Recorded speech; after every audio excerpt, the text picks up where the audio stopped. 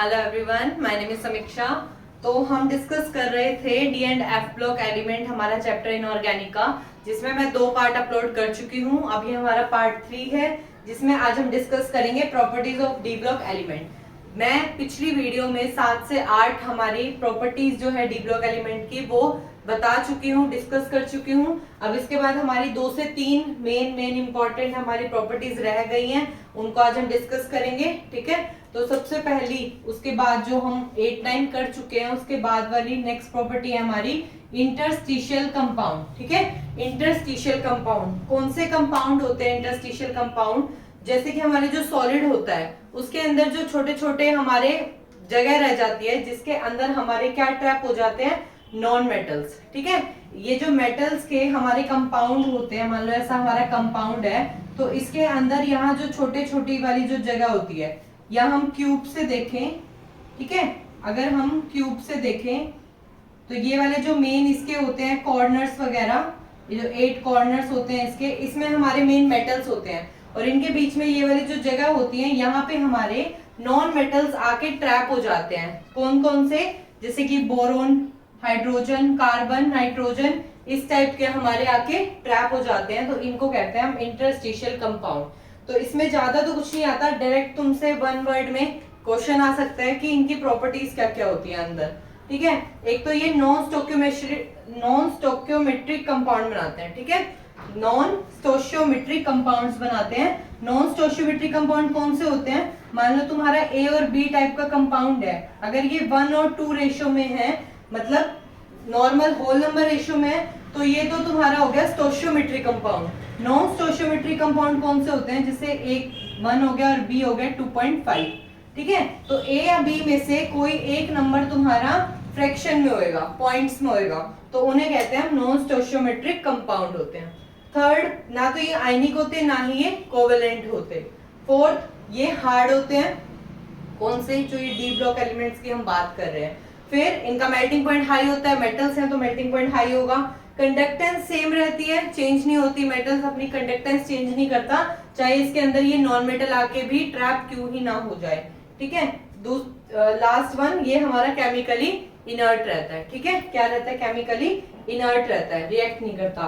तो ये सारी प्रॉपर्टीज आप लिख लो साथ साथ, ये 7 हमारी मेन प्रॉपर्टी है कि इंटरस्टिशियल कंपाउंड क्या क्या करते हैं डी ब्लॉक के एलिमेंट जब ये कंपाउंड बनाते हैं तो। ठीक है, हो गया यहाँ तक? उसके बाद हमारी नेक्स्ट प्रॉपर्टी हम डिस्कस करेंगे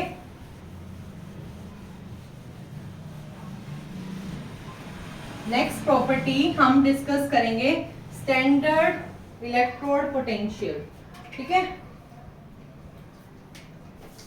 नेक्स्ट प्रॉपर्टी हम डिस्कस करेंगे स्टैंडर्ड इलेक्ट्रोड पोटेंशियल। ठीक है, इसके बारे में हमने अच्छे से डिस्कस किया था इलेक्ट्रोकेमिस्ट्री के चैप्टर में। तो क्या होता है ये स्टैंडर्ड इलेक्ट्रोड पोटेंशियल? हमें पता है कि मेटल की टेंडेंसी होती है या तो अपने इलेक्ट्रॉन लूज कर देता है या इलेक्ट्रॉन गेन कर लेता है। ठीक है, या तो मेटल है वो मेटल N+ में टूट जाता है, N इलेक्ट्रॉन लूज कर देता है। ठीक है, या फिर वही M इन N इलेक्ट्रॉन्स को ले लेता है और क्या बना लेता है? मेटल बना लेता है। ठीक है, गेन कर लेता है इलेक्ट्रॉन्स को। ठीक है, 2 काम होते हैं, या तो अपने इलेक्ट्रॉन लूज कर देता है या तो इलेक्ट्रॉन गेन कर लेता है। तो जब इलेक्ट्रॉन लूज करता है तो उसे क्या कहते हैं हम? ऑक्सीडेशन। और जब इलेक्ट्रॉन गेन कर लेता है तो उसे हम क्या कहते हैं? रिडक्शन। ठीक है, तो मेटल की ये 2 प्रॉपर्टीज होती हैं, 2 इलेक्ट्रोड होते हैं, एक ऑक्सीडेशन पोटेंशियल और एक रिडक्शन पोटेंशियल। तो हम इसे कहते हैं स्टैंडर्ड ऑक्सीडेशन पोटेंशियल और इसे हम कहते हैं स्टैंडर्ड रिडक्शन पोटेंशियल। ठीक है, यहाँ तक कोई doubt? Standard oxidation potential, standard reduction potential. ठीक है, तो स्टैंडर्ड ऑक्सीडेशन पोटेंशियल जिसका ज्यादा होएगा, मतलब वो अपना ऑक्सीडेशन करवाना चाहेगा, तुम्हें वैल्यूज देंगे 1.76 या फिर -0.76 ऐसे करके। ठीक है, माइनस देंगे या प्लस देंगे, तो जिसकी जितनी ज्यादा प्लस वैल्यू है मतलब उसका ऑक्सीडेशन पोटेंशियल उतना ज्यादा है। ठीक है, ज्यादा है तो वो अच्छे से अपना ऑक्सीडेशन करना चाहता है, मतलब उसकी जो ऑक्सीडेशन स्टेट है वो क्या है? स्टेबल है। ठीक है, उसके ऑक्सीडेशन स्टेट क्या है? स्टेबल है। अगर उसका स्टैंडर्ड रिडक्शन पोटेंशियल ज्यादा है, मतलब वो रिड्यूस होना चाहता है, तो अपने आप को क्या नहीं करना चाहता, ऑक्सीडेशन नहीं कराना चाहता, तो यहाँ पे उसकी ऑक्सीडेशन स्टेट जो है वो स्टेबल नहीं है, ठीक है, नॉट स्टेबल। समझ आया क्या बोला मैंने? ऑक्सीडेशन में अगर उसकी स्टैंडर्ड ऑक्सीडेशन पोटेंशियल की वैल्यू हाई है तो वो अपना ऑक्सीडेशन करवाना चाहता है, तो ऑक्सीडेशन कराना चाहता है तो उसकी ऑक्सीडेशन स्टेट कैसी है, स्टेबल है, ठीक है। दूसरी तरफ स्टैंडर्ड रिडक्शन पोटेंशियल मतलब उसकी ऑक्सीडेशन स्टेट वहां पे स्टेबल नहीं है, ठीक है, इसलिए वो क्या हो जाता है, इजीली रिड्यूस हो जाता है, वो उसमें ऑक्सीडेशन में नहीं रहना चाहता। यहां तक कोई दिक्कत? ठीक है, तो यहाँ पे हमने देखा standard oxidation potential, standard reduction potential, तो हमारा टोटल जो इलेक्ट्रोड पोटेंशियल है वो इन दोनों के ही सम के इक्वल होता है, standard oxidation potential plus standard reduction potential, इन्हीं के ही दोनों के सम के इक्वल होता है, ठीक है। तो ये जो हमारा इलेक्ट्रोड पोटेंशियल है ये किन किन फैक्टर्स पे डिपेंड करता है, ठीक है, फैक्टर्स, किन किन फैक्टर्स पे ये डिपेंड करता है, तो हमारे 3 फैक्टर होते हैं हमारे जनरली, ठीक है। एक तो हमारा होता है enthalpy of atomisation, enthalpy of atomisation, ठीक है। दूसरा हमारा enthalpy of ionisation, ionisation, and third one हमारा होता है enthalpy of hydration, enthalpy of hydration, ठीक है। तो ये तुम्हें ध्यान रखना है कि ये जो हमारा स्टैंडर्ड इलेक्ट्रोड पोटेंशियल की जो वैल्यूज हैं वो इन 3 बातों पे डिपेंड करती है, किस किस पे, enthalpy of atomisation, enthalpy of ionisation और इंथैल्पी ऑफ हाइड्रेशन, ठीक है। तो अगर इंथैल्पी ऑफ एटोमाइजेशन की बात करें तो इसको हम ऐसे लिख देंगे, इंथैल्पी ऑफ एटोमाइजेशन, ठीक है, चेंज इन इंथैल्पी, इसको हम लिख देंगे ऐसे करके आयनाइजेशन, और इसको हम लिख देंगे ई के नीचे हाइड्रेशन, HYD करके, ठीक है, इसको ऐसे रिप्रेजेंट करते हैं। ये दोनों जो एनर्जीज हैं वो हमें देनी पड़ती हैं, और ये वाली एनर्जी जो होती है वो रिलीज होती है, ये दोनों एनर्जी हम प्रोवाइड करते हैं, और ये वाली जो एनर्जी होती है वो रिलीज होती है। तो जो प्रोवाइड होगी वो पॉजिटिव होगी, जो रिलीज हो रही है एनर्जी उसके आगे नेगेटिव लगेगा, ठीक है। तो अगर मेरी स्टैंडर्ड इलेक्ट्रोड पोटेंशियल की वैल्यू नेगेटिव आ रही है, इसका मतलब क्या है, इसमें हाइड्रेशन एनर्जी ज्यादा है, ठीक है। इसको हम ऐसे भी लिख सकते हैं कि जो मेरी टोटल एनर्जी है वो इन तीनों के सम के इक्वल है, एटोमाइजेशन वाला प्लस इंथैल्पी ऑफ आयनाइजेशन वाला प्लस इंथैल्पी ऑफ हाइड्रेशन वाला, इन तीनों के टोटल के इक्वल है, ठीक है। यहां तक समझ आया, क्लियर हुआ कि जो मेरी टोटल एनर्जी है वो इन तीनों एनर्जी के इक्वल है, जिसमें से ये वाली दोनों एनर्जी जो होती है वो पॉजिटिव होती है और ये वाली जो मेरी होती है वो नेगेटिव होती है। क्यों? क्योंकि वो रिलीज होती है, ठीक है। यहां तक कोई डाउट? तो उसके बाद देखो यहाँ पे ये हमने देखा था कि हमारी जो टोटल एनर्जी होती है वो हमारी, हम इसको ऐसे भी लिख सकते हैं कि डेल्टा एट जो हमारा टोटल है एनर्जी वो हमारा change in enthalpy of atomisation, enthalpy के फॉर्मेट में भी लिख सकते हैं, इंथैल्पी ऑफ आयनाइजेशन और हमारा इंथैल्पी ऑफ हाइड्रेशन। तो तुम इसको इस फॉर्मेट में भी लिख सकते हो, ठीक है। उसके बाद मैंने तुम्हें 2 चीजें बताई थी, ऑक्सीडेशन और रिडक्शन। ऑक्सीडेशन वाला क्या होएगा कि उसका स्टैंडर्ड ऑक्सीडेशन पोटेंशियल अगर हाई है, पॉजिटिव वैल्यू है, मतलब वो अपना ऑक्सीडेशन करवाना चाहता है, तो उसकी ऑक्सीडेशन स्टेट मतलब स्टेबल हो रही है वहां पे जाके। मतलब अगर Mn3+ से Mn2+ बन रहा है तो अगर वहां जाते हुए उसकी वैल्यू पॉजिटिव आ रही है तो हम क्या करेंगे, मतलब वो अपना ऑक्सीडेशन करवाना चाहता है, ठीक है। और जो अपना ऑक्सीडेशन कराना चाहता है वो अच्छा क्या होता है, रिड्यूसिंग एजेंट, ठीक है, रिड्यूसिंग एजेंट। जो अपना अच्छे से ऑक्सीडेशन कराएगा वो रिड्यूसिंग एजेंट, और जिसका स्टैंडर्ड रिडक्शन पोटेंशियल हाई है, मतलब वो अपना ऑक्सीडेशन नहीं कराना चाहता, तो वो ऑक्सीडेशन स्टेट उसकी जो क्या है, स्टेबल नहीं है, ठीक है, स्टेबल नहीं है। तो मतलब वो अच्छा क्या है, ऑक्सीडाइजिंग एजेंट। क्यों? क्योंकि वो अपना रिडक्शन करा रहा है ना, तो वो अच्छा क्या हुआ, ऑक्सीडाइजिंग एजेंट, ठीक है। यहां तक क्लियर हुआ? उसके बाद यहाँ पे ये वाली जो चीज आती है वो हम कहां से, ये चीज हम लाए कहां से हैं, तो ये चीज हम लाए हैं हेस लॉ से, ठीक है, हेस लॉ। आता है एक हमारा। तो उसमें क्या होता है, हमारा मेटल होता है किस स्टेट में, मेटल यहाँ पे किस स्टेट में, सॉलिड स्टेट में, और वो कन्वर्ट किस में होता है हमारा, मेटल आयन बनके एक्वस स्टेट में।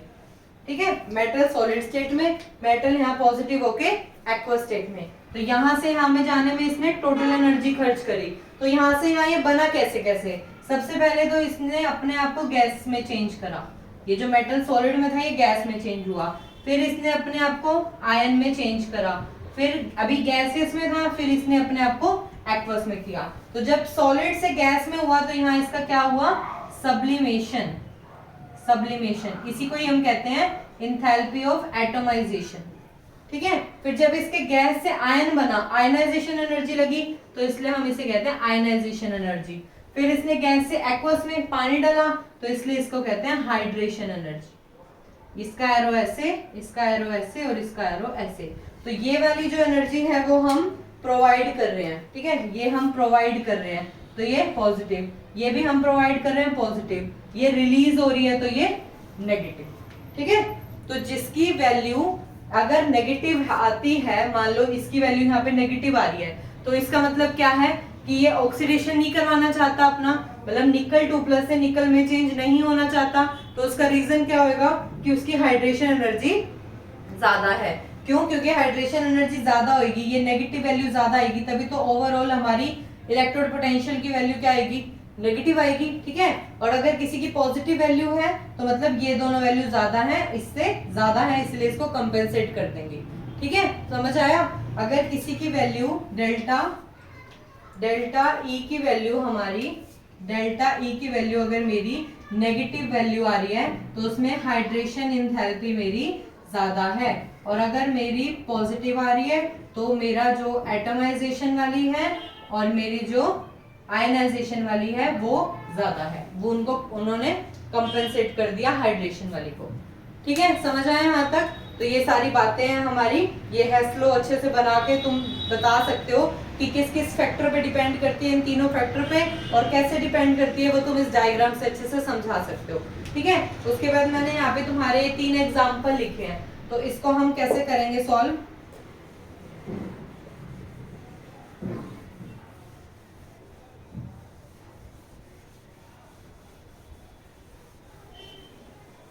तो देखो मैंने यहाँ पे 3 एग्जाम्पल लिखे हैं तुम्हारे। पहला मैंने लिखा है, चलो पहले इसको सॉल्व करते हैं।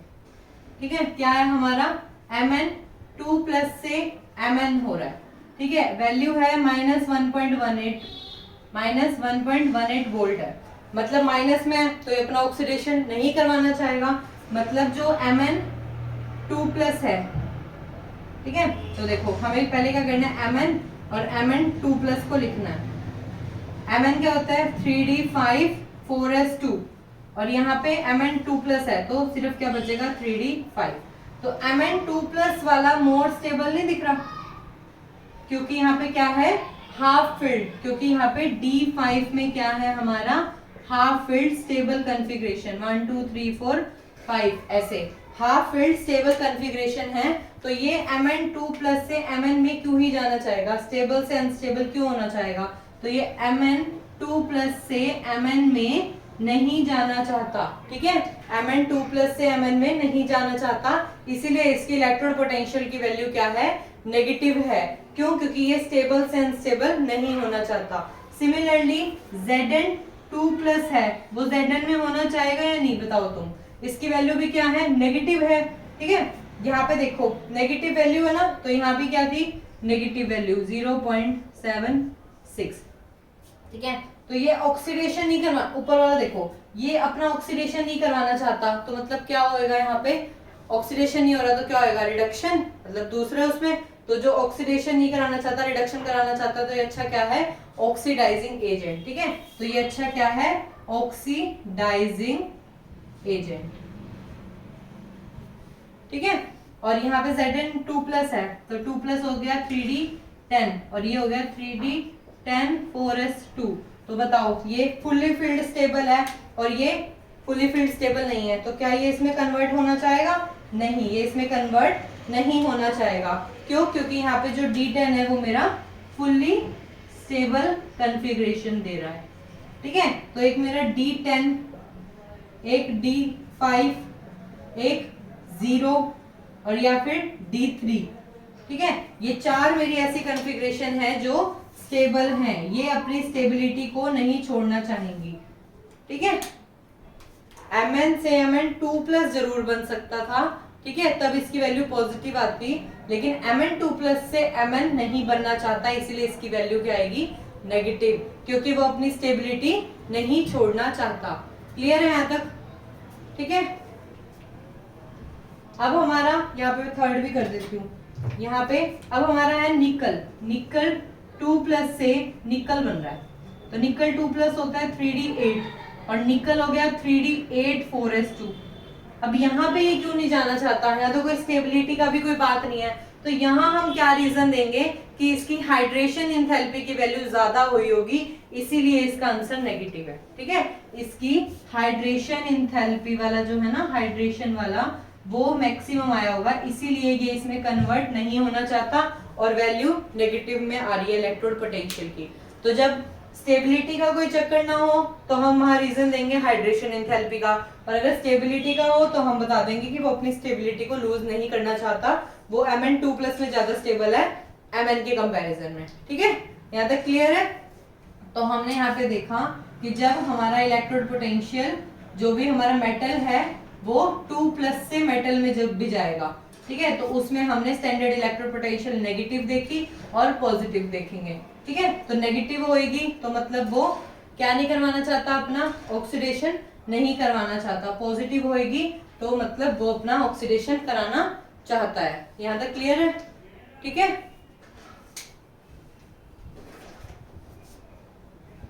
स्टेबल वाली कॉन्फ़िगरेशन ध्यान रखना।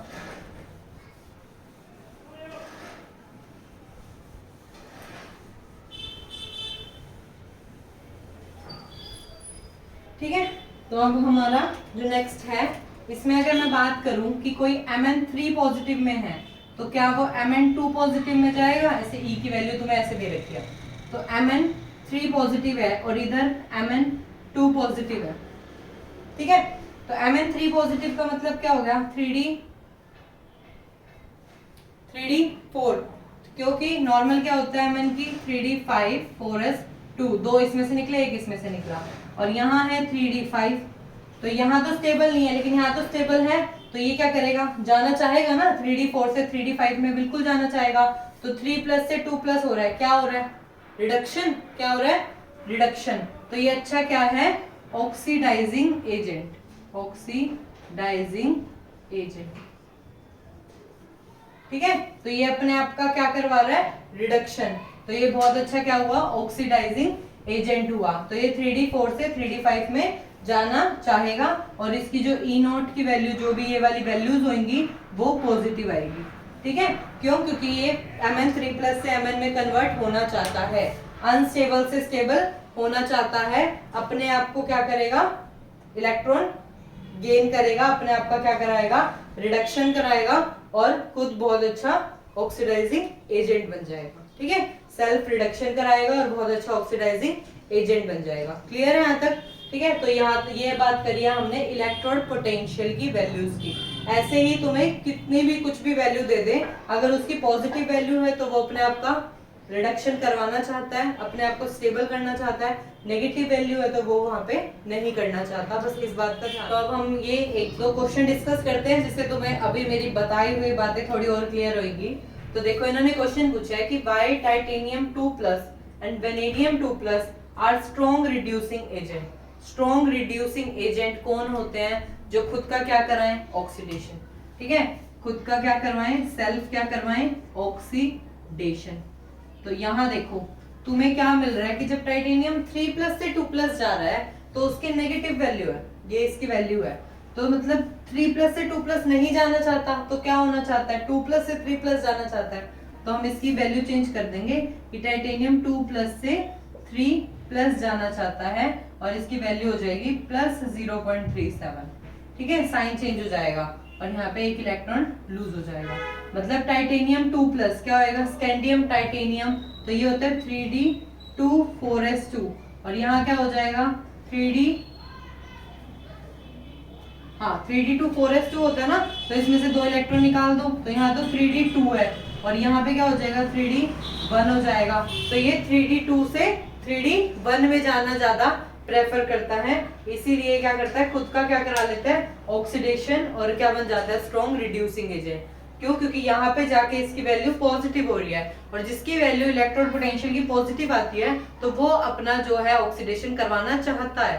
ठीक है, सिमिलरली यहाँ देखो वेनेडियम 3+ से जब 2+ जा रहा है तो इसकी वैल्यू नेगेटिव है, मतलब ये नहीं होना चाहता, 3+ से 2+ अपना रिडक्शन नहीं करवाना चाहता, तो क्या करवाना चाहता होगा ऑक्सीडेशन, तो करवा दो वेनेडियम 2+ से वेनेडियम 3+ बना दो। अब 2+ से 3+ है तो इसकी वैल्यू हो जाएगी प्लस की 0.41, अपना क्या करा दिया इसने ऑक्सीडेशन। ऑक्सीडेशन कराने वाला क्या होता है स्ट्रॉन्ग रिड्यूसिंग एजेंट। ठीक है, खुद का क्या करा रहा है ऑक्सीडेशन, तो क्या हुआ सबसे स्ट्रॉन्ग रिड्यूसिंग एजेंट हुआ। ठीक है, तो क्लियर हुआ, जिसकी जितनी पॉजिटिव वैल्यू वो अपना ऑक्सीडेशन करवाना चाहता है वो उस स्टेबल चीज में जाना चाहता है, और जो नहीं जाना चाहता उसकी वैल्यू हमेशा नेगेटिव मिलेगी तुम्हें। ठीक है, दूसरा ये क्वेश्चन है तुम्हारा कि वाई मैनी कॉपर जो +1 के कंपाउंड होते हैं वो अनस्टेबल होते हैं जब वो अंडर डिसप्रोपोर्शनेशन में जाते हैं पानी में।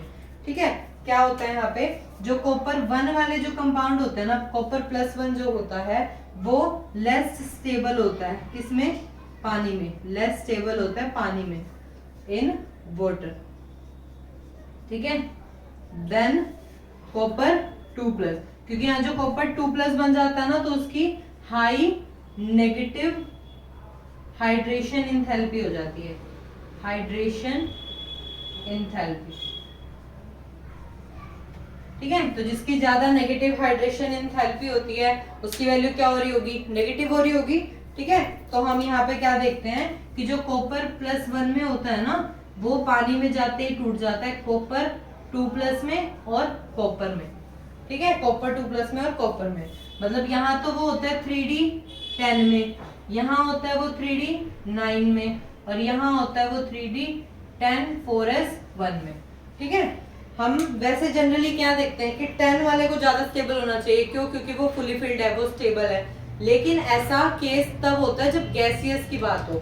ठीक है, जब हम गैसियस स्टेट की बात करें ना कि गैसियस एटम है, गैसियस एटम है, तब हमारा कॉपर +1 ही ज्यादा स्टेबल होता है कॉपर 2+ से। लेकिन जब हम पानी की बात करते हैं, एक्वस की बात करते हैं, तो वहां कॉपर 2+ ज्यादा होता है कॉपर 1 से, मतलब 3d9 ज्यादा होता है 3d10 से स्टेबल। क्यों? क्योंकि वहां पे हाइड्रेशन एनर्जी का रोल आ जाता है।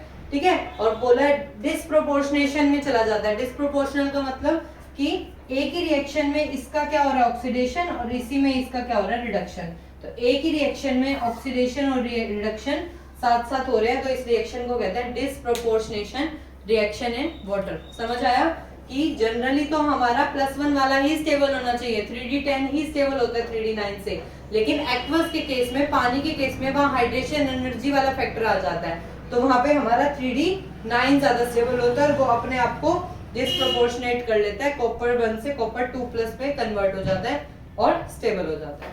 ठीक है, तो ये थे हमारे क्वेश्चन। तो हमने क्या क्या देख लिया, इलेक्ट्रोड पोटेंशियल देखा, और उससे पहले हमने क्या देखा था, एक हमने इलेक्ट्रोड पोटेंशियल देखा, और उससे पहले हमने इंटरस्टिशियल कंपाउंड देखे थे। ठीक है, इंटरस्टिशियल कंपाउंड्स देखे थे, उनकी बातें देखी थी। अब हमने क्या देखा, इलेक्ट्रोड पोटेंशियल के बारे में देखा।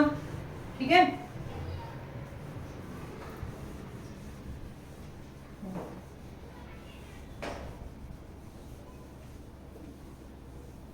अब हम क्या देखेंगे, नेक्स्ट टॉपिक हमारा है oxides of D block element. ठीक है, हमने बीच में एक टॉपिक देखा था ना कि फ्लोराइड ज्यादा नहीं बनते, ऑक्साइड ज्यादा क्यों बनते हैं, क्योंकि फ्लोराइड वाला ना तो डबल बॉन्ड बनाता मेटल के साथ, और उसकी कोऑर्डिनेशन नंबर भी लो होता है, और उसमें हिंड्रेंस भी ज्यादा हो जाती है, इसलिए फ्लोराइड से ज्यादा ऑक्साइड्स बनते हैं।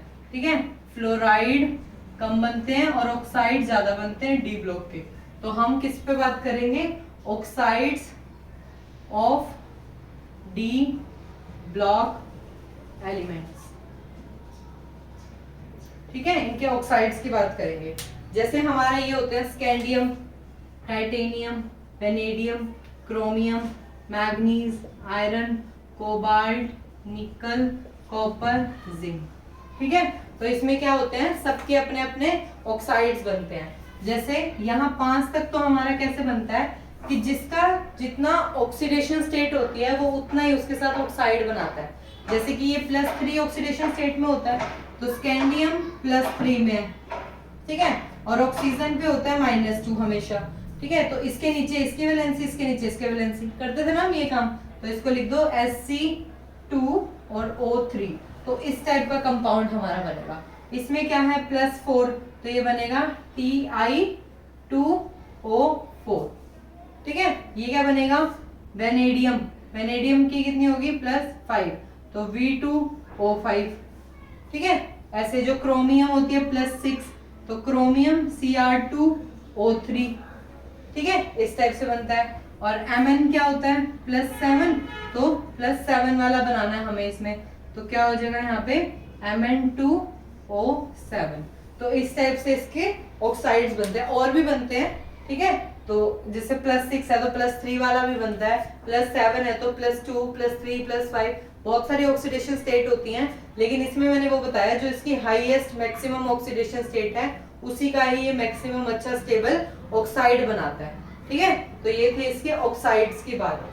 तो याद रहेगा ये स्कैंडियम, टाइटेनियम, वेनेडियम ये कैसे बनाया है। जैसे वेनेडियम जो है वो +5 में है, ऑक्सीजन जो है वो -2 में है, तो V के नीचे 2 और O के नीचे 5, तो ये वेनेडियम पेंटाऑक्साइड ऐसे करके हमारा बन जाते हैं। तो ऑक्सीजन जैसे ही किसी के साथ भी जुड़ते हैं तो उसका नाम हो जाता है ऑक्साइड। ऑक्सीजन जैसे ही किसी के साथ जुड़ता है तो वो ऑक्साइड का नाम ले लेता है। ठीक है, तो यहाँ पे ये हमने बात करी है इनके ऑक्साइड्स की। ठीक है, यहाँ तक क्लियर है। हम डिस्कस करेंगे इसके आयनिक कैरेक्टर के बारे में। ठीक है, यहाँ पे एक तो ये ठीक कर लो, ये Cr2O6 है। ठीक है, यहाँ पे हमारा क्रोमियम +6 में आना चाहिए ना, तो इसको सॉल्व करो। अभी यहाँ पे हम सॉल्व करेंगे। ऑक्सीडेशन स्टेट निकालनी आती है, जैसे हमें क्रोमियम की निकालनी है तो इसको x मान लो, तो ये कितना हो गया 2x। ऑक्सीजन पे क्या होता है -2, तो ये हो गया -12 = 0, 2x = 12, x = +6, तो इसीलिए यहाँ पे क्या आएगा Cr2O6। ध्यान रखना इस बात का। अब हम बात करते हैं इसके आयनिक कैरेक्टर की। तो हमारे ये 3 ऐसे कंसेप्ट हैं, मैग्नीज, क्रोमियम, वेनेडियम, जिसके हम ऑक्साइड्स की बात करेंगे। ठीक है, ऑक्साइड्स की बात करेंगे क्योंकि यही हमारे मेन होते हैं 5, 6, 7 वाले। ठीक है, तो इनके हम ऑक्साइड की बात करेंगे और देखेंगे कि इनके ऑक्सीडेशन स्टेट से कैसे हम इसका आयनिक कैरेक्टर का पता लगाते हैं। ठीक है, तो सबसे पहले मैग्नीज वाले की बात करेंगे। तो यहाँ पे सबकी ऑक्सीडेशन स्टेट निकालो। देखो यहाँ पे इसकी -2 होती है तो इसकी +2 होगी। इसकी निकालनी है Mn3O4, तो यहाँ पे हो जाएगा 3x, -2 होता है 2 4 = 8, -8 = 0, तो 3x = 8, x = 8/3। ठीक है, तो लगभग कितनी आई 3 2 = 6.2, 2 6 = 18, तो लगभग यहाँ पे आई है 2.6। ठीक है, इस तरीके से यहाँ पे निकालो, तो ये हो जाएगा 2x -6 = 0, x की वैल्यू 3, तो यहाँ है इसकी +3। यहाँ पे देखो x निकालना है, यहाँ पे +4 है। ठीक है, क्योंकि -2 4 हो जाएगी, -4 यहाँ +4 निकालनी आनी चाहिए, तुम्हें खुद से निकालनी है इन सबकी। और यहाँ पे क्या होगी इसकी बताओ, 2x माइनस में कितना है 14 कर दूं = 0, 2x = 14 /2 हो जाएगा, तो यह हो जाएगी +7। तो यहाँ पे देखो ये इसी अरेंजमेंट में मैंने लगाई हुई थी कि ये इंक्रीजिंग हो रहा है। क्या ऑक्सीडेशन स्टेट, मैग्नीज की ऑक्सीडेशन स्टेट इंक्रीज होती जा रही है। Mn 2+, 2.6, 3+, 4+, 7+। तो यहाँ पे क्या ध्यान रखना है, जैसे जैसे ऑक्सीडेशन स्टेट बढ़ती है कोवेलेंट कैरेक्टर इंक्रीज होता है। कोवेलेंट कैरेक्टर इंक्रीज होता है, इस बात को अच्छे से लिख लो।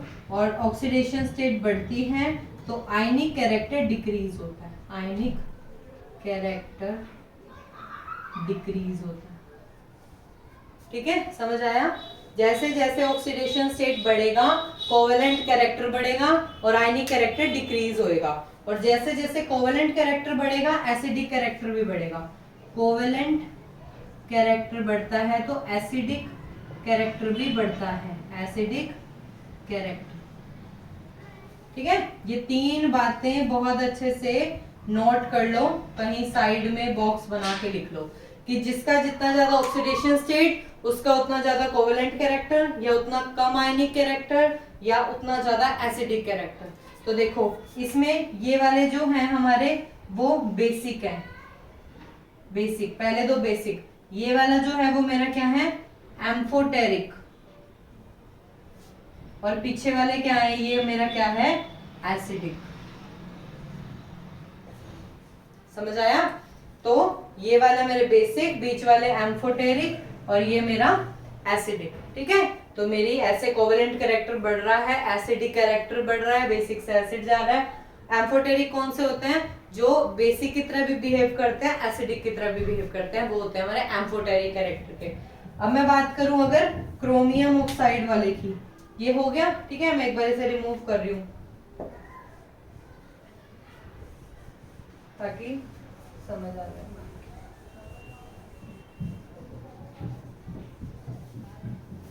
देखो अब यहाँ 3 है, निकालने की कोशिश करो। यहाँ पे ये -2 होना चाहिए, तो क्रोमियम यहाँ पे +2 है। यहाँ पे इस पे -2 तो 6, तो यहाँ पे हो जाएगा +3, और यहाँ पे -2 6, तो यहाँ हो जाएगा +6, +2 +3 +6। तो यहाँ पे भी वही सिस्टम, ऑक्सीडेशन स्टेट बढ़ रही है तो कोवेलेंट कैरेक्टर बढ़ेगा, एसिडिक कैरेक्टर बढ़ेगा। तो ये मेरा बेसिक, बीच वाला एम्फोटेरिक, ये मेरा बेसिक, ये एम्फोटेरिक, और ये मेरा एसिडिक। ठीक है, तो क्लियर है यहाँ तक? अब वेनेडियम का जब हम करते हैं तो एक एक्सेप्शन आती है, वेनेडियम में एक एक्सेप्शन आती है। देखो क्या आती है, यहाँ पे इसका पहले सबसे पहले क्या निकालेंगे, ऑक्सीडेशन स्टेट निकालो, तो हो जाएगा -2 6 2x, ये हम यहाँ पे +3 में, ये यहाँ पे कितनी होगी, -2 8 +4 में, यहाँ पे ये होगी +5 में। ठीक है, +2 +4 +5।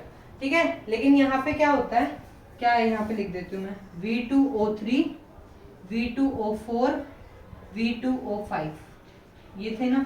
तो यहाँ पे एक एक्सेप्शन क्या हो जाता है कि यहाँ पे ये होना चाहिए था बेसिक, एम्फोटेरिक, एसिडिक, ऐसे होना चाहिए था ना, लेकिन यहाँ पे ये होता है बेसिक, ये होता है लेस बेसिक, यहाँ पे ये होता है एम्फोटेरिक, एम्फोटेरिक। अब समझ आया मैं क्या बोलना चाहती हूँ? एक्सेप्शन क्यों है, क्योंकि ये जो V2O5 है ये एसिडिक नहीं है, क्या है, ये एम्फोटेरिक है यहाँ पे, इसलिए यहाँ पे ये एक्सेप्शन आ जाता है। लिख लेना, ये एक्सेप्शन है। जो जनरल ट्रेंड हमारा इन दोनों में फॉलो हो रहा था, मैग्नीज और क्रोमियम में, वो वेनेडियम में नहीं फॉलो हो रहा। ठीक है, तो यहाँ तक हमने इन तीनों को डिस्कस कर लिया। ये इंपॉर्टेंट है, जिसके ऑक्सीडेशन स्टेट ज्यादा उसमें एसिडिक कैरेक्टर ज्यादा, कोवेलेंट कैरेक्टर ज्यादा, आयनिक कैरेक्टर कम। ठीक है, यहाँ तक क्लियर है?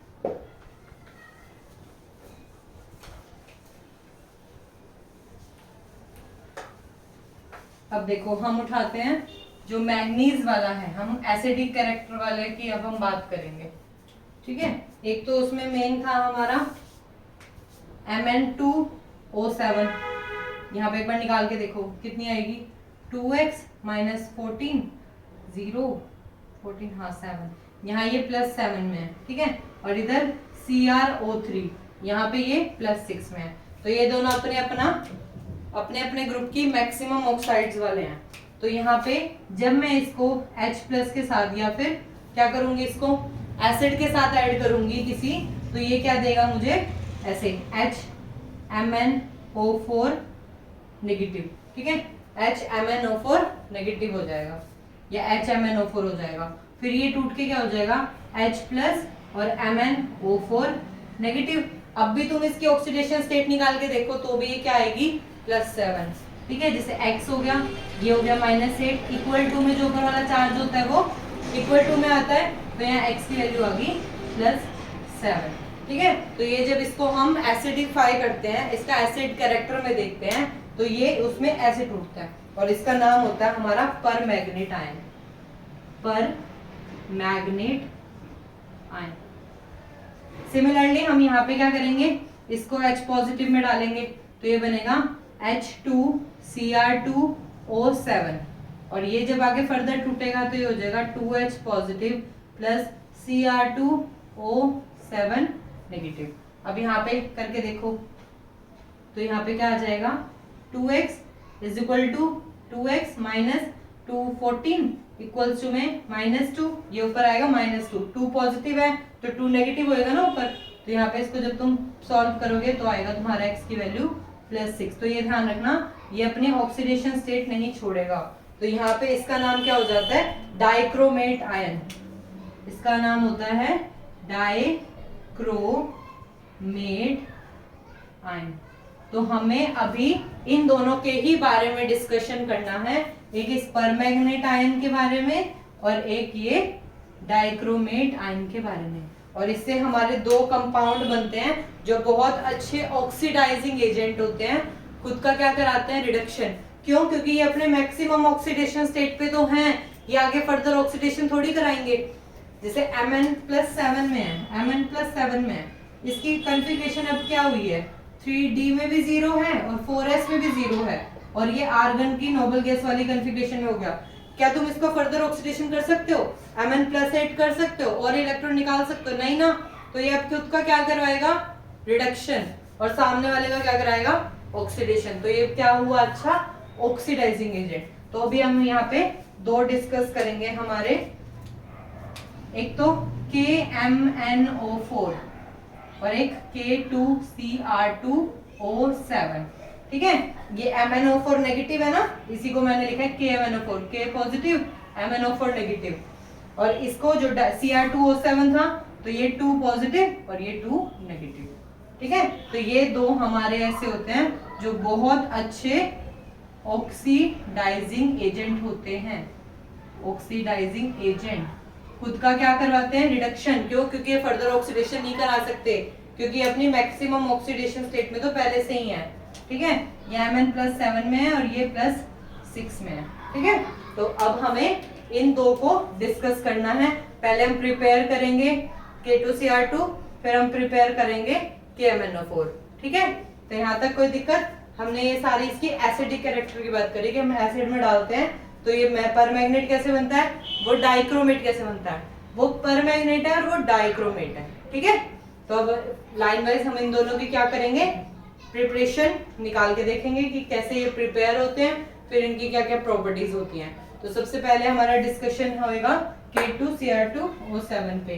क्या नाम है इसका, पोटेशियम डाइक्रोमेट, पोटेशियम डाइक्रोमेट। तो सबसे नाम है इसका पोटेशियम डाइक्रोमेट, ठीक है। इसको लिखते हैं हम K2Cr2O7, ठीक है। तो इसकी जो प्रिपरेशन होती है वो हमारे 3 स्टेप में होती है, और वो ये जो पोर्शन है वो तुम्हें लर्न ही करना पड़ेगा, इसमें मैं कुछ नहीं कर सकती। हाँ, तुम्हें बता सकती हूँ कि कैसे लर्न कर सकते हो या कैसे वो सिचुएशन आई है तुम्हारे पास, ठीक है। तो लाइन वाइज अब हम इन तीनों का डिस्कशन करेंगे, 3 इसके संजी। तो अब हम यहाँ पे डिस्कस करेंगे हमारा पोटेशियम डाइक्रोमेट की प्रिपरेशन, ठीक है। क्या डिस्कस कर रहे हैं हम, इसको प्रिपेयर कर रहे हैं, प्रिपरेशन कर रहे हैं। तो ये 3 स्टेप में होती है। सबसे पहले स्टेप नंबर 1 में तुम क्या वर्डिंग्स लिखोगे कि सबसे पहले ये क्या होता है तुम्हारा क्रोमाइट ओर, इसको ही मेन ध्यान रखना है तुम्हें, यहीं से हमारी शुरू होगी। ये क्या होता है हमारा क्रोमाइट ओर होता है।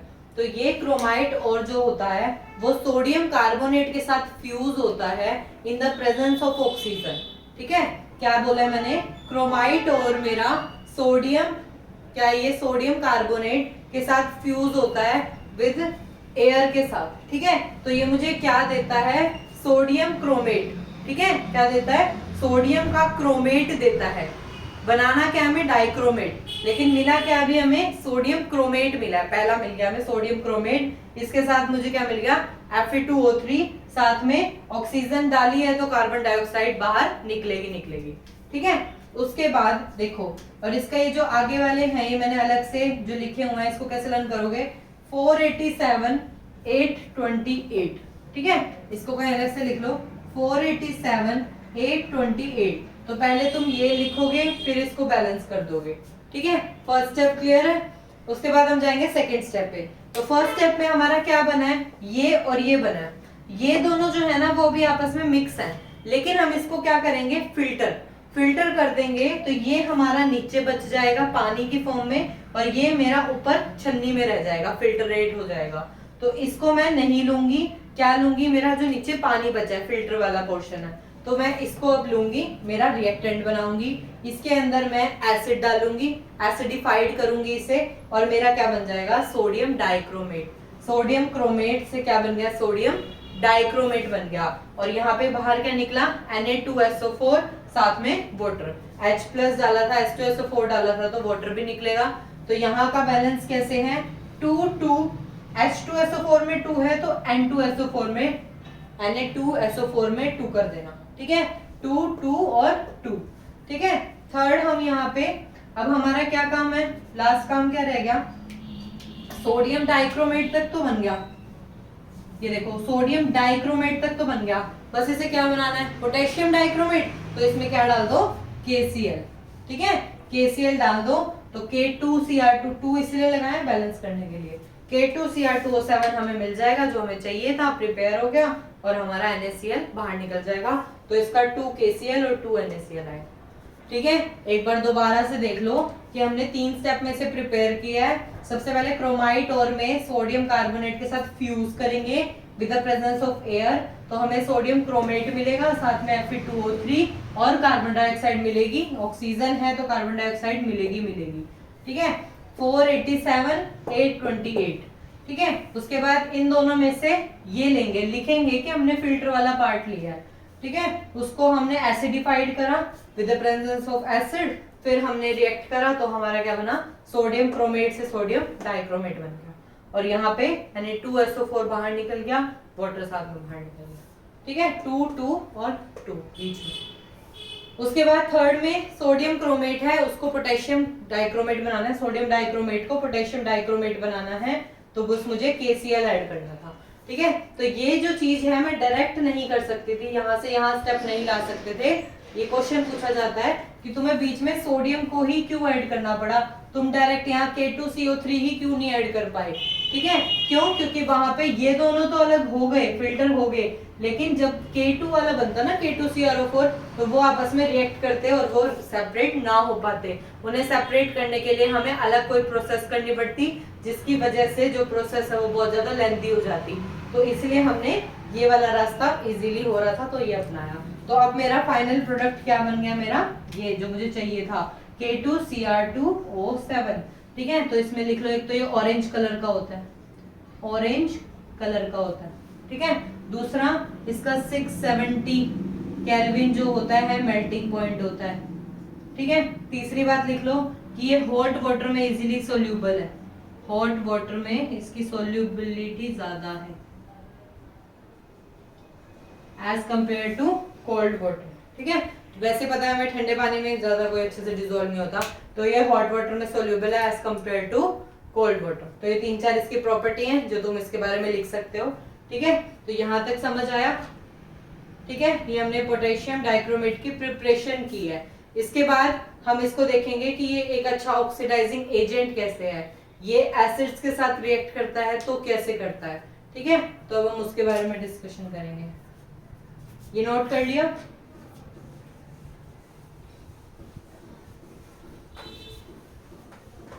अब हम डिस्कस करेंगे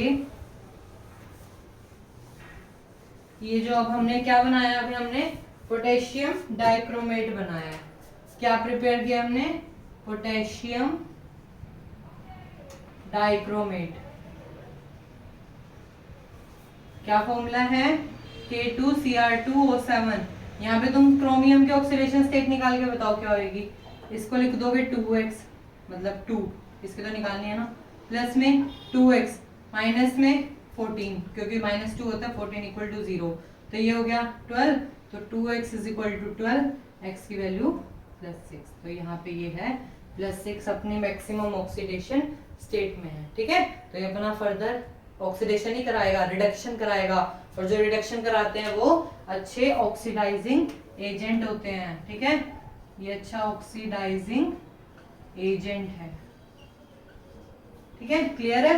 अब हम इसकी क्या देखेंगे कि ये एसिड में कैसे, हमारा जो पोटेशियम डाइक्रोमेट है K2Cr2O7 है, जब वो अल्कली के साथ रिएक्शन करेगा तो कैसे होएगा, तो हमें पता है यहाँ पे हमारा है CrO4 2 नेगेटिव, ये है हमारा Cr2O7 2 नेगेटिव, ठीक है। तो यहाँ पे क्या करूं मैं, पहले तो इन दोनों को बैलेंस करना सीखो। यहाँ पे CrO4 है, यहाँ Cr2O7 है, तो यहाँ 2 क्रोमियम है, यहाँ 1 है, इसके आगे लगा दिया 2, ठीक है। यहाँ पे कितने हो गए, 2 4 8 ऑक्सीजन, यहाँ कितना है 7 ऑक्सीजन, तो यहाँ पे क्या कर दो, ऐड कर दो एक H2O। अब यहाँ पे H फालतू आ गया, तो यहाँ पे ऐड कर दो 2H पॉजिटिव, ठीक है। यहाँ तक समझ आया क्या किया मैंने, इसके आगे क्या लगा दिया, पहले 2, क्योंकि यहाँ 2 क्रोमियम था, ठीक है। फिर उसके बाद जो ये क्रोमेट है और ये डाइक्रोमेट है, पहले तो ये ध्यान रखो, CrO4 2 नेगेटिव क्रोमेट है और Cr2O7 क्या है, डाइक्रोमेट है, दोनों पे 2 नेगेटिव है, ठीक है। और यहाँ पे दोनों की ही ऑक्सीडेशन स्टेट +6 में। उसके बाद मैंने यहाँ पे 2 लगाया, फिर यहाँ पे ऑक्सीजन को बैलेंस करने के लिए वाटर लगाया, फिर यहाँ H2 को प्लस करने के लिए यहाँ 2H प्लस लगाया। तो यहाँ पे जो मेरा H2O होता है वो क्या होता है, H प्लस और OH माइनस होता है ना, तो एक H प्लस से एक H प्लस कट जाएगा, तो मेरी ओवरऑल रिएक्शन होगी H plus plus 2 CrO4 2 negative, ऐसे equilibrium Cr2O7 2 negative plus OH negative, ठीक है, OH नेगेटिव। तो यहां से देखो क्या हो रहा है कि जब तुम H पॉजिटिव डालते हो, मतलब तुम pH को क्या कर रहे हो, डिक्रीज, और H की कंसंट्रेशन को क्या कर रहे हो, इंक्रीज, तब तुम्हारा क्या होता है, डाइक्रोमेट बनता है, तब तुम्हारा क्या बनता है, रिएक्शन फॉरवर्ड जाती है और क्या बनता है, डाइक्रोमेट। तो इससे क्या पता लगा तुमने, एसिड डालने से क्या होता है, तुम्हारा डाइक्रोमेट बनता है, एसिड डालने से क्या बनता है, डाइक्रोमेट बनता है। और वहीं रिवर्स रिएक्शन में बेस डालने से, तो तुम यहाँ क्या कर रहे हो, pH इंक्रीज कर रहे हो, H की कंसंट्रेशन को डिक्रीज कर रहे हो, या फिर OH की कंसंट्रेशन को इंक्रीज कर रहे हो, तो तुम्हारा क्या हो रहा है, रिएक्शन ऐसे जा रही है, बैकवर्ड हो रही है, तो यहाँ पे तुम्हारा क्या बन रहा है, क्रोमेट बन रहा है, ठीक है। तो जब तुम्हारा H प्लस मतलब एसिडिक में क्या होता है, डाइक्रोमेट बनता है, बेसिक मीडियम में क्या होता है, क्रोमेट बनता है। और अगर मैं इसको डीकंपोज कर दूं, तोड़ दूं, तो मेरा K2Cr2O7 K2CrO4 में टूटता है, क्रोमियम के ऑक्साइड में टूटता है और एक ऑक्सीजन रिलीज होती है। तो यहाँ पे ये वाला जो होता है वो तुम्हारा ऑरेंज कलर का होता है, ऑरेंज कलर का होता है, और ये तुम्हारा येलो कलर का होता है, येलो, और ये तुम्हारा थोड़ा ग्रीनिश सा कलर का होता है। मेन तुम्हारा इस पे फोकस होना चाहिए, ठीक है। जो तुम्हारा डाइक्रोमेट होता है वो ऑरेंज कलर का होता है, और जो तुम्हारा क्रोमेट वाला होता है वो येलो कलर का होता है, ठीक है। तो यहाँ पे ये था डीकंपोजिशन ऑन हीटिंग। उसके बाद, और ये तो तुम्हें पहले डिस्कस हो गया है कि ऑक्सीडाइजिंग एजेंट क्यों होता है, क्योंकि ये अपना मैक्सिमम ऑक्सीडेशन स्टेट में होता है। तो यहाँ पे जो क्रोमियम होता है वो +6 में होता है, मतलब इसका D वाला भी 0 और S वाला भी 0, मतलब ये आर्गन नोबल गैस कॉन्फ़िगरेशन में आ गया, तो ये फर्दर अपना रिडक्शन करवाएगा, ऑक्सीडेशन नहीं कराएगा। तो जो अपना रिडक्शन करवाता है वो क्या होता है, अच्छा, ऑक्सीडाइजिंग एजेंट होता है। जो रिडक्शन कराता है वो क्या कराएगा, अपना ऑक्सीडाइजिंग एजेंट होता है। तो ये खुद का क्या कराएगा, रिडक्शन, साथ वाले का क्या कराएगा, ऑक्सीडेशन, इसलिए ये क्या होता है, अच्छा, ऑक्सीडाइजिंग एजेंट होता है, ठीक है।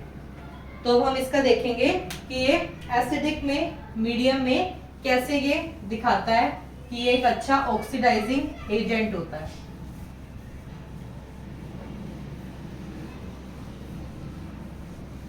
ठीक है, खुद का क्या कराएगा, रिडक्शन, ठीक है, तभी तो एक अच्छा ऑक्सीडाइजिंग एजेंट कहलाएगा। तो ये एसिडिक मीडियम में हम देखेंगे, एसिडिक मीडियम में कि ये एक अच्छा ऑक्सीडाइजिंग एजेंट कैसे है, ऑक्सीडाइजिंग एजेंट अच्छा कैसे है, ठीक है।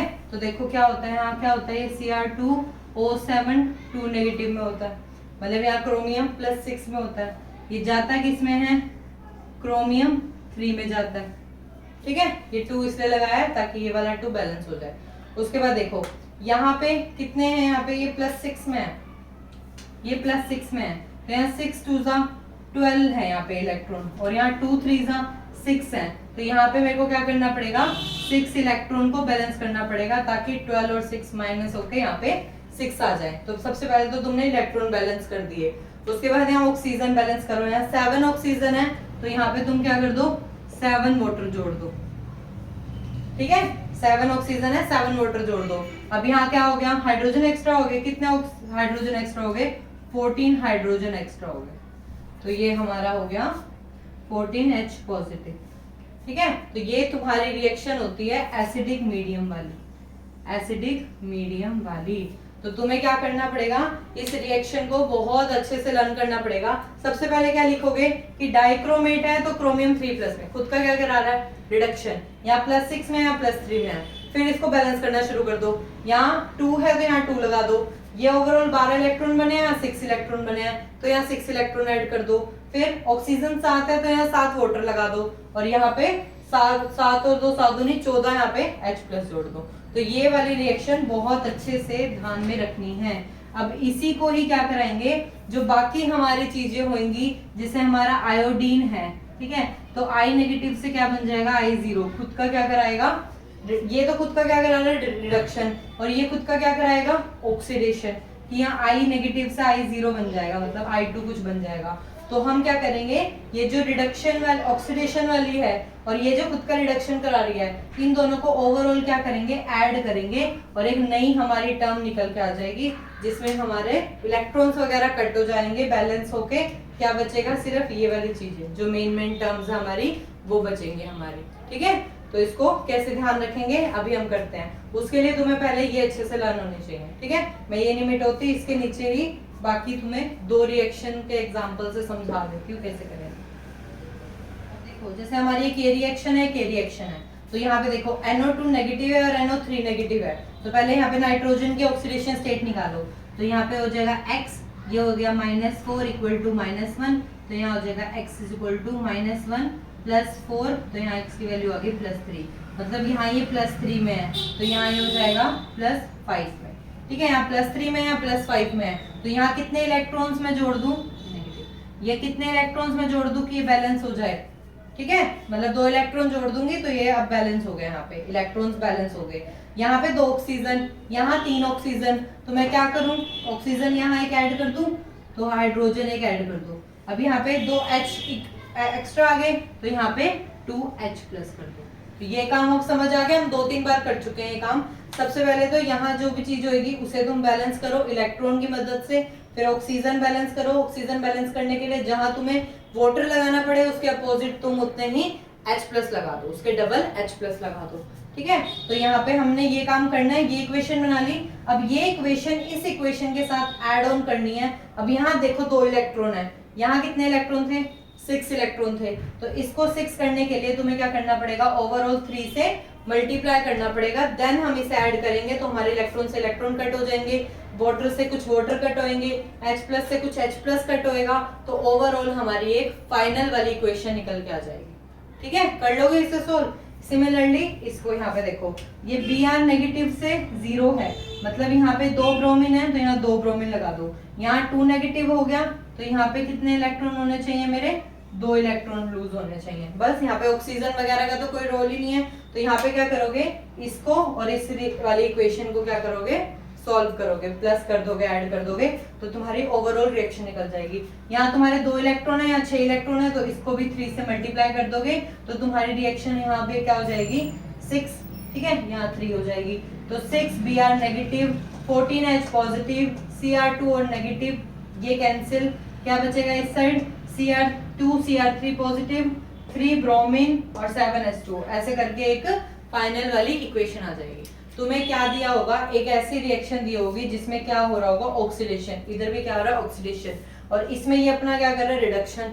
तो ये रिडक्शन कर रहे हैं, ऑक्सीडेशन कर रहे हैं, तो ओवरऑल एक रिएक्शन आ जाएगी जिसको रिडॉक्स रिएक्शन बोलते हैं, जिसमें रिडक्शन और ऑक्सीडेशन एक साथ होता हुआ दिखाई देगा। इसलिए ये खुद का उस इक्वेशन में रिडक्शन करवा रहा होगा और साथ वाले का ऑक्सीडेशन करवा रहा होगा, इसीलिए एक अच्छा ऑक्सीडाइजिंग एजेंट कहलाता है, इसीलिए ही ये इतना अच्छा ऑक्सीडाइजिंग एजेंट कहलाता है। तो जैसे जैसे हमने K2Cr2O7 का इंट्रोडक्शन पढ़ा, सब कुछ पढ़ा, प्रिपरेशन पढ़ी, वैसे वैसे हम K1O4 के बारे में और आगे जो भी टॉपिक्स बच रहे हैं डी ब्लॉक एलिमेंट्स के, उनको हम नेक्स्ट पार्ट में डिस्कस करेंगे। आज का पार्ट यहीं तक हमारा हो गया। ठीक है, तो हम नेक्स्ट पार्ट में बाकी जो डी ब्लॉक एलिमेंट्स हैं उनके बारे में जो बचा है, बाकी हमारे जो डी एंड एफ ब्लॉक भी तो है, तो एफ ब्लॉक को भी डिस्कशन करेंगे नेक्स्ट पार्ट में। Thank you.